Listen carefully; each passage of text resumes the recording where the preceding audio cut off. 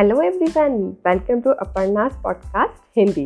तो दोस्तों, आज का टॉपिक है how to control expenses and how to increase our savings. तो दोस्तों, सेविंग्स को इंक्रीज करने के लिए और एक्सपेंसेस को कंट्रोल करने के लिए 3 फैक्टर्स होते हैं। एक तो होता है एज ग्रुप, दूसरा होता है पर्सन का बिहेवियर और तीसरा होता है मैच्योरिटी लेवल। तो भैया, पर्सन का बिहेवियर तो डिपेंड करता है कि आप खुद सेविंग करना चाहते हो या नहीं चाहते हो। अगर आप नहीं चाहते हो, आपका बिहेवियर ऐसा नहीं है, तो उसे कोई भी चेंज नहीं कर सकता है।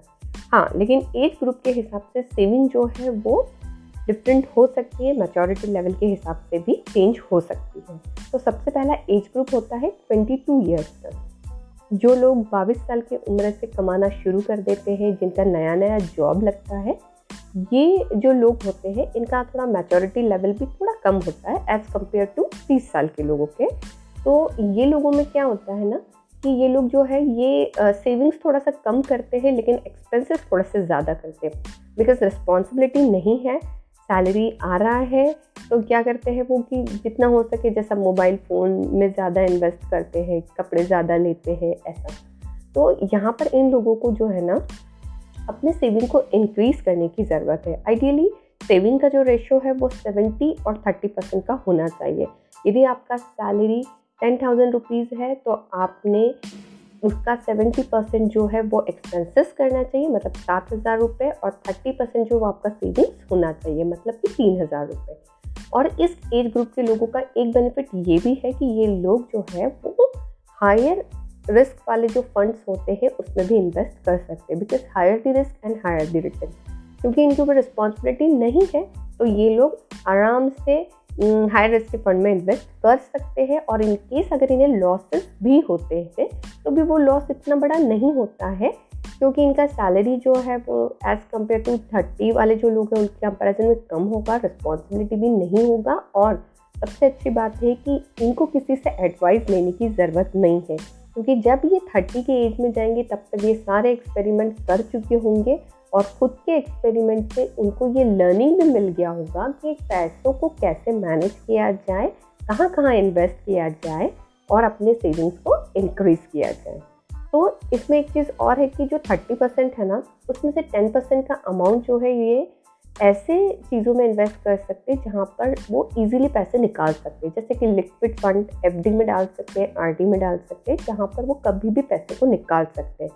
लेकिन 20% का सेविंग जो है वो इन्होंने अच्छे शॉर्ट टर्म म्यूचुअल फंड्स होते हैं उसमें इन्वेस्ट करना चाहिए, जहाँ से उनको कम समय में अच्छे रिटर्न्स मिले। भले रिस्क जो है वो हायर साइड में हो, लेकिन 20% का जो अमाउंट है वो इन्होंने थोड़ा सा शेयर मार्केट में डायरेक्टली ये डाल सकते हैं, म्यूचुअल फंड्स में डाल सकते हैं, एसआईपी में भी डाल सकते हैं, और 10% जो है वो अपना एफडी में डाल सकते हैं। सेकेंड एज ग्रुप हमारे पास में वो है जो 30 प्लस के होते हैं। अब 30 प्लस के इसमें क्या होता है ना कि मैच्योरिटी लेवल भी बहुत ज़्यादा होता है, रिस्पॉन्सिबिलिटी यहाँ पर ज़्यादा आ जाता है। जैसे कि आप मैरिड रहेंगे, आपके ऊपर आपके फैमिली का रिस्पॉन्सिबिलिटी रहेगा, बच्चे भी रहेंगे, उनका भी रिस्पॉन्सिबिलिटी रहेगा। और यहाँ पर जो है ना कुछ चीज़ों के साथ हम कॉम्प्रोमाइज़ नहीं कर सकते हैं, जैसे फैमिली के जो एक्सपेंसेस होंगे, बच्चों के स्कूलिंग के कुछ खर्चे होंगे, फीस का खर्चा हो सकता है, या डेली के भी जो नेसेसरी एक्सपेंसेस है वो तो आपको करने ही पड़ेंगे। बट स्टिल यहाँ पर भी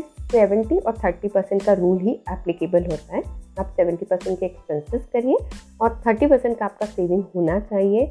अगेन यहाँ पे 10% का जो सेविंग है वो आपका लिक्विड मनी ही होना चाहिए, एफडी के फॉर्म में, आरडी के फॉर्म में, जिसको आप कभी भी किसी भी इमरजेंसी में निकाल सकते हैं। बट 20% का जो आपका इन्वेस्टमेंट है वो लॉन्ग टर्म ही होना चाहिए। जैसे कि अभी आपके जो बच्चे हैं वो भी छोटे हैं, जब उनका हायर एजुकेशन आएगा, जैसे 12th के बाद में उन्हें इंजीनियरिंग करना है, मेडिकल फील्ड में जाना है, तो वो समय में आपको एक बड़ा सा अमाउंट लगेगा। तो आपको अभी से उनके लिए लॉन्ग टर्म इन्वेस्टमेंट करके रखना चाहिए। या फिर आप ऐसा भी सोच सकते हो आज से 20 साल के बाद में, 20-25 साल के बाद में आपका रिटायरमेंट भी आएगा, तो आपको अपने रिटायरमेंट के लिए भी कुछ पैसे बचाना है। जब आपकी खुद की कुछ ज़रूरत ही रहेगी, तो वो समय में आपके पास में सैलरी नहीं रहेगा, तो आप उसके लिए सेव कर सकते हैं, बच्चों की शादी के लिए सेव कर सकते हैं, या आप होम लोन अगर अभी निकाल रहे हो तो वो भी होम लोन आपका लॉन्ग टर्म ही रहेगा 15-20 साल का। तो आपका जितना भी सेविंग है 20% का वो लॉन्ग टर्म ही होना चाहिए ताकि आप अपने फ्यूचर को सिक्योर कर सको। अब थर्ड ग्रुप जो है हमारे पास में वो है जो 30+ के रहते हैं लेकिन उनके ऊपर रिस्पॉन्सिबिलिटी बहुत ज़्यादा होती है। एंड आई कम्प्लीटली एग्री कि वो उसके लिए सेविंग नहीं कर पाते हैं। उनकी इच्छा होती है सेविंग करने की, लेकिन उनका जो सैलरी होता है बिकॉज ऑफ हायर रिस्पॉन्सिबिलिटी उनके सैलरी में सब एक्सपेंसेस तो हो जाते हैं लेकिन सेविंग के लिए उनके पास में कुछ बच नहीं पाता है। बट यहाँ पर एक प्रॉब्लम है, आप भले ही कम सेव करें लेकिन आपको सेविंग करना बहुत ज़रूरी है, क्योंकि आप खुद सोचिए हम ऐसा लाइफ नहीं जी सकते हैं कि हम सिर्फ सैलरी हमारा आ रहा है और उसको हम खर्चा किए जा रहे हैं, हमारे फ्यूचर के लिए हम कुछ भी सेव नहीं कर रहे हैं। अगर कोई मेडिकल इमरजेंसी कभी भी आ जाता है तब आप क्या करोगे? आपको कोई वो मेडिकल इमरजेंसी के समय आपको फाइनेंशियली तो कोई हेल्प नहीं कर सकता, फिर आप किसी लोन की तरफ जाओगे, फिर वो लोन आपको ले लोगे और फिर उसका जो इंस्टॉलमेंट है वो आप ही को पे करना पड़ेगा और उसी सैलरी से करना पड़ेगा। तो इसके लिए मैं आपके साथ में छोटा सा स्टोरी शेयर करना चाहती हूँ कि हम पैसों का सेविंग कैसे कर सकते हैं। एक 5 साल का बच्चा है, उसकी मम्मा के साथ में रहता है, डैडी नहीं है उससे। मम्मा का सैलरी 10,000 रुपये महीने का है। बच्चे ने एक दिन ऐसे ही पूछा कि मम्मा मेरा बर्थडे आने वाला है, आप मेरे बर्थडे पे मुझे साइकिल दिला दो। मम्मा अपफ्रंट नहीं बोलने वाली थी, लेकिन अचानक से मम्मी को ऐसा लगा छोटा सा बच्चा है, एकदम से नहीं बोलना अच्छा नहीं रहेगा। मम्मा ने कैलकुलेशन किया 10,000 रुपये मेरा सैलरी, 2,000 रुपये का साइकिल हम कैसे अफोर्ड कर सकते हैं। उन्होंने बोला कि बेटा हम साइकिल तो ले सकते हैं लेकिन इसके लिए थोड़े से हमें दिन वेट करना पड़ेगा और हमें थोड़ा सा पैसा भी सेव करना पड़ेगा। बच्चे ने इमीडिएटली बोला मम्मा हमको कितना पैसा बचाना पड़ेगा और कितने दिन रुकना पड़ेगा। मम्मी ने बोला कि बेटा हमको महीने का अगर हम 50-60 रुपये बचा लेते हैं तो हमारा जो पैसा है वो सेव हो सकता है और हम अभी तो नहीं लेकिन कुछ एक साल के बाद में आपको साइकिल दिला सकते हैं।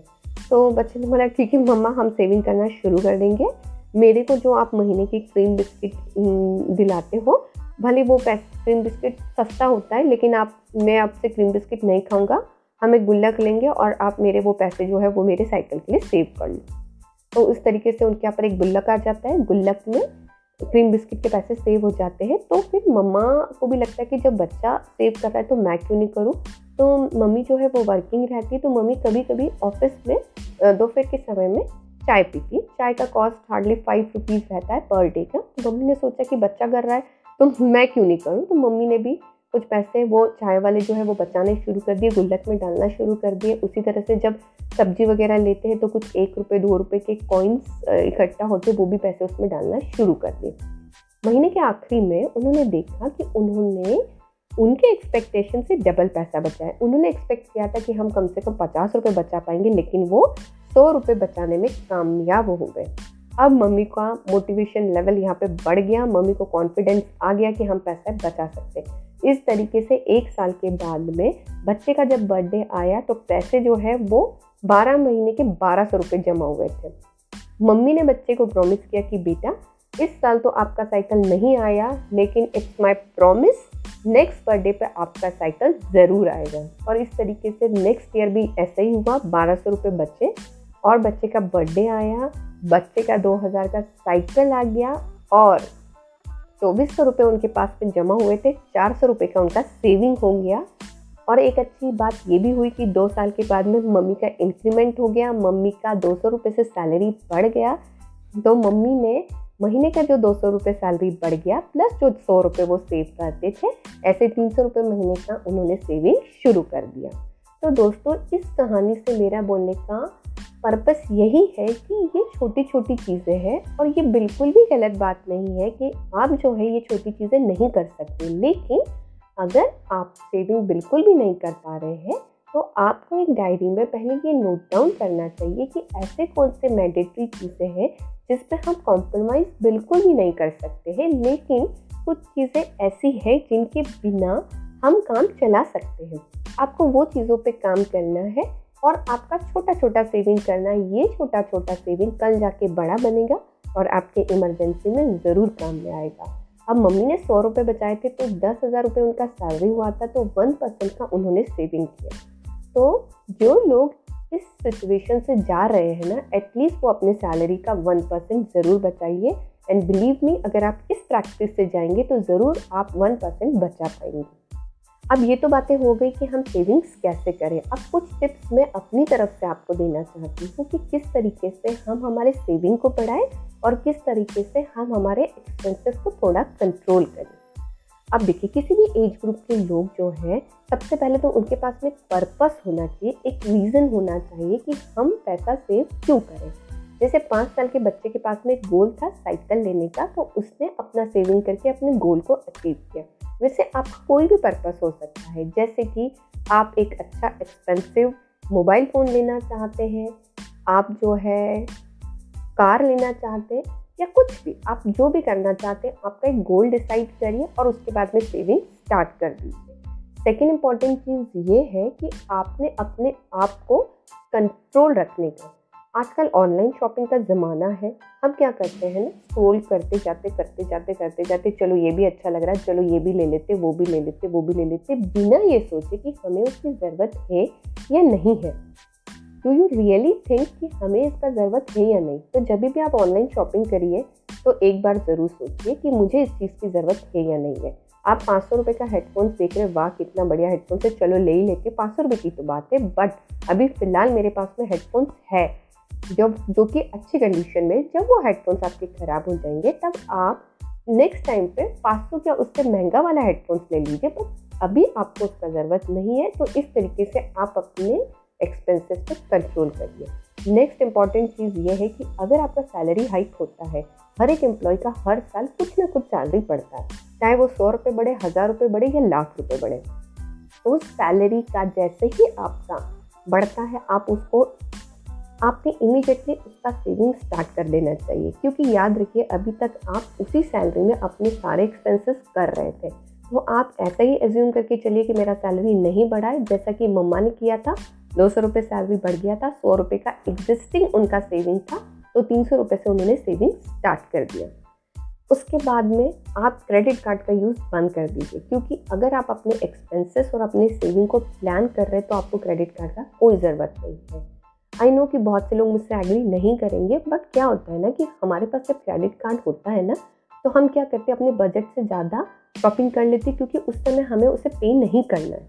हमें उसको पे करना है जितना भी दिन का हमें मार्जिन मिला है, 20 डेज, 30 डेज, 50 डेज, लेकिन पे तो करना ही है ना। नेक्स्ट सैलरी में आप उसको पे करोगे और बजट के ऊपर खर्चा करोगे। तो अगर आप अपने आप पे कंट्रोल नहीं कर सकते हैं तो इट्स माय एडवाइस कि आप क्रेडिट कार्ड को जो है बिल्कुल यूज़ ना करें। उसके बाद सबसे इम्पॉर्टेंट थिंग, आप 2 सेविंग्स अकाउंट ओपन करिए। जो मैंने 30% सैलरी का आपको कंसेप्ट बताया है हर एज ग्रुप के लिए, तो आप 2 सेविंग अकाउंट ओपन करिए। पहला आपका सेविंग अकाउंट ऐसा रहेगा जिसका ना तो आपके पास इंटरनेट बैंकिंग होना चाहिए, ना डेबिट कार्ड होना चाहिए, ना चेकबुक होना चाहिए। जो 10% का सेविंग जो है वो आपने वो उसके अंदर डालना चाहिए, जो कि आपका लॉन्ग टर्म रहेगा।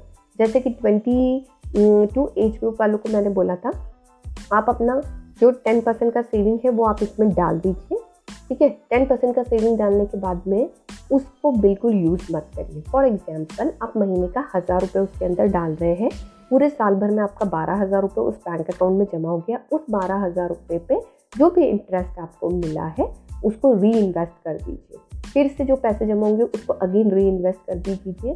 तो जिस तरह से आप उसको री इन्वेस्टमेंट करते जाएंगे तो लॉन्ग टर्म में ये आपको 10-15 सालों के बाद में बहुत बढ़िया रिटर्न्स देगा। तो इसको बिल्कुल भी आप हाथ ना लगाएं। दूसरा बैंक अकाउंट आप ओपन करिए जिसका आपके पास ATM कार्ड, चेकबुक और इंटरनेट बैंकिंग सब होगा। 20% का जो सेविंग है वो आप उसमें डाल दीजिए। अब वो आप अपने हिसाब से डिसाइड करिए, आप म्यूचुअल फंड में डालना चाहते हैं, SIP में डालना चाहते हैं या लॉन्ग टर्म इन्वेस्टमेंट करना चाहते हैं, जैसा भी करना चाहते हैं। मतलब आप उस पैसे को यूज़ कर सकते हो in case of any emergency. तो इस तरीके के 2 सेविंग अकाउंट आप रखिए। जैसे हम गुल्लक को तोड़ते नहीं हैं, अगर हमें 100 रुपये की ज़रूरत है तो क्या हम गुल्लक को तोड़ देते? नहीं। जनरली हम उस गुल्लक को फोड़ के 100 रुपये नहीं निकालते अनलेस एंड अनटिल उसके अंदर कुछ अच्छा सा कॉर्पस अमाउंट जमा नहीं होता है। तो उस फर्स्ट सेविंग अकाउंट को अपना गुल्लक समझिए, उसमें से पैसे बिल्कुल मत निकालिए, उसको लॉन्ग टर्म इन्वेस्टमेंट कर दीजिए और 20% का आप अपने हिसाब से इन्वेस्टमेंट करिए जिस अकाउंट में से आप पैसा निकाल सकते हो। तो दोस्तों यही कुछ टिप्स थे। आई होप कि आपको ये आज का पॉडकास्ट पसंद आया होगा। जिस तरह से हम हमारे लाइफ को बैलेंस करके चलते हैं, हमारे डाइट में भी बैलेंस लाते हैं, उसी तरह से आप अपने सेविंग और एक्सपेंसेस के बीच में भी बैलेंस लाइए। बिलीव मी, सेविंग करना इतना भी डिफ़िकल्ट नहीं है जितना हमें लगता है। एक कोशिश करिए, ज़रूर आप कामयाब होंगे। Thank you very much.